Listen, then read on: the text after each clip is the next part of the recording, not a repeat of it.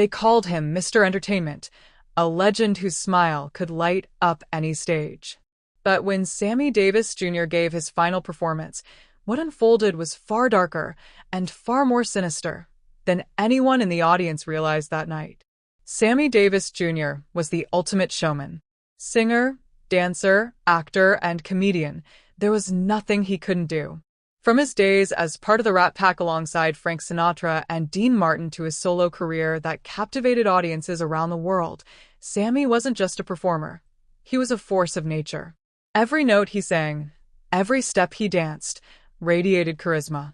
But by the time the late 1980s rolled around, years of grueling schedules, personal battles, and private demons had begun to take their toll. By 1989, the legendary entertainer was already quietly battling throat cancer, a devastating diagnosis for a man whose voice had been his greatest gift.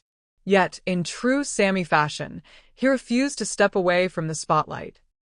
He continued to perform, determined to give his fans the energy and brilliance they had always known him for.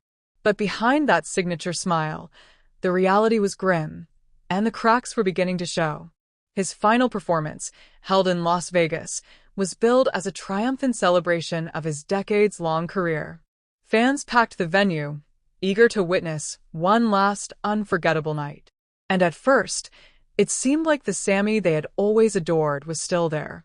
The spotlight hit, the band played, and he slid effortlessly across the stage, dazzling the crowd with his trademark charm. But those closest to him could see what the audience couldn't. Sammy was in pain. Whispers from band members and backstage staff painted a chilling picture. In the weeks leading up to the show, Sammy had grown increasingly withdrawn. His weight had dropped drastically, his voice had grown hoarse, and his once razor-sharp energy was fading fast. Yet, as the curtain rose that night, he forced himself into the spotlight, hiding the agony beneath layers of professionalism. Halfway through the performance, though, something changed. Observers recall that his usual sharp timing faltered, his movement slowed, and for a brief moment, his voice cracked in a way that made the crowd fall eerily silent. Some thought it was emotion, others exhaustion. But those who knew what was happening behind the scenes understood. This wasn't just the end of a concert. It was the final act of a man pushing himself beyond the breaking point. When the show ended, the audience erupted into thunderous applause, unaware of the battle raging inside their idol. Sammy flashed his iconic smile, took one last bow, and walked off stage. Few realized that it would be the last time the world would see him perform live. Just months later, his condition worsened, and by May of 1990, the man who had electrified generations was gone. In the years since, insiders have spoken about the haunting reality of that night. They describe a performer unwilling to let his fans see weakness, determined to leave the stage on his own terms, no matter the cost.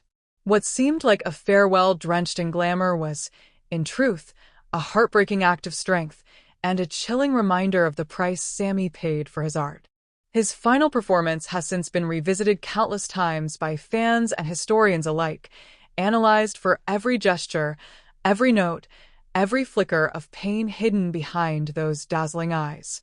To many, it stands as both a celebration and a tragedy, the last, bittersweet chapter of an unparalleled career. Sammy Davis Jr. wasn't just saying goodbye that night. He was, in his own way, writing his final love letter to the fans who had been with him through it all. And while the world remembers the brilliance of that performance, those who look closer can see the truth. Behind the spotlight, behind the applause, was a man giving every last ounce of himself to the only thing he ever truly loved, the stage.